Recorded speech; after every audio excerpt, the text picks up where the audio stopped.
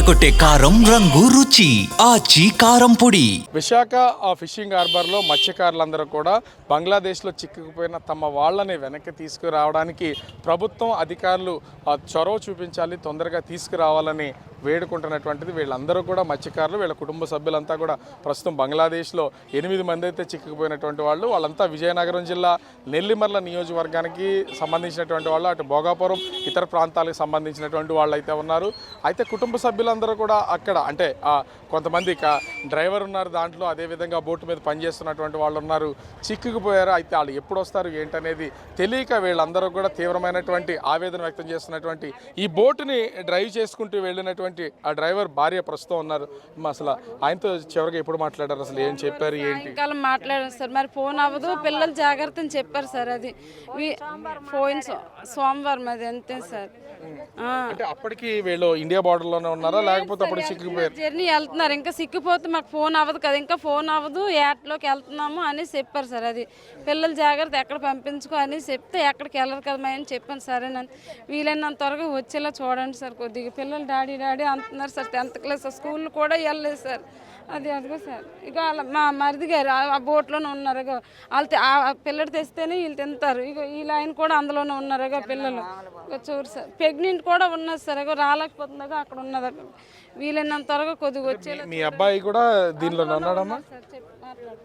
మా అబ్బాయి అందరే ఉన్నారండి. ఆ అబ్బాయి ఈ అబ్బాయి అన్నదమ్ములే. ఇతను పెద్దోడు, అతను చిన్నవాడు. అతనికి పెళ్లి కాలేదు. ఈ బాబుకి పెళ్ళి 2 బాబులు. మరి మా బావగారు మనడు, మా బావగారు అబ్బాయి ఇందులోనే ఉన్నారు. ఇంకా పైలో 2 ఇందులో ఉన్నారు. ఆ తిప్పపాల్సిన వాళ్ళు 2 ఇందులోనే ఉన్నారు. 8 మంది కుటుంబము, 8 కుటుంబాలు. మరి వాళ్ళు తేవాలా, మేము తినాలా? ఒకసారి వెళ్తే ఎన్ని రోజులు పట్టుద్దమ్మా అలా తిరిగి రావడానికి? 20 days 25 days అలా పట్టుద్ది సార్. వాళ్ళు వస్తేనే మాకు ఆదాయం. వాళ్ళు రూపాయి 10 రూపాయలు తెస్తేనే మాకు రోజు గడుస్తుంది.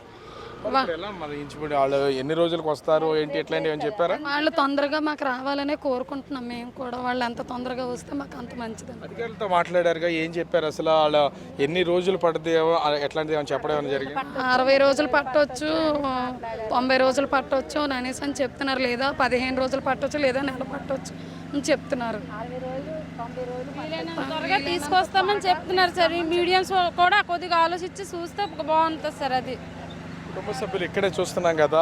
ఒక ఆమె, ఆయన హస్బెండ్ డ్రైవర్ అయితే, ఆమె కొడుకు, రెండో అతను ఆమె కొడుకు వెళ్ళారు, ఆమె హస్బెండ్ వెళ్ళారు. అంటే ఒకే ఫ్యామిలీకి సంబంధించినటువంటి వాళ్ళు. వీళ్ళందరూ కూడా ప్రస్తుతం అదే బోటులో వెళ్ళినటువంటి నేపథ్యంలో దిక్కితోచినటువంటి చిన్న చిన్న పిల్లలు ఉన్నారు, ప్రెగ్నెంట్ లేడీస్ ఉన్నారు. వీళ్ళందరూ వాళ్ళకి సంబంధించినటువంటి కుటుంబ సభ్యులు ప్రస్తుతం బంగ్లాదేశ్లో చిక్కుకుపోయినటువంటి నేపథ్యంలో వాళ్ళ ఆ బాధని దిగమింగుకుని ప్రస్తుతం అధికారులకైతే వాళ్ళ వివరాలు అయితే అందిస్తున్నటువంటి పరిస్థితి అయితే కనిపిస్తుంది.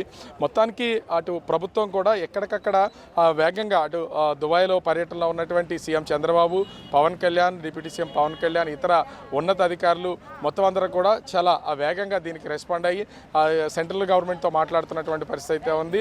త్వరితగతిన 60 రోజుల లోపే ఆ ఫార్మాలిటీస్ అన్ని పూర్తి చేసి తీసుకొస్తామని అధికారులు చెప్పారని ఇక్కడ ఉన్నటువంటి మత్స్యకారులు చెప్తున్నారు. సో వాళ్ళు వచ్చే వరకు వాళ్ళ కుటుంబాల పోషణ కూడా ఇబ్బంది అయిపోతుంది కాబట్టి మాకు సహాయం చేయాలని కోరుతున్నటువంటి పరిస్థితి కనిపిస్తుంది. కెమెరామెన్ అజయ్తో రాజు, బిగ్ టీవీ, విశాఖపట్నం.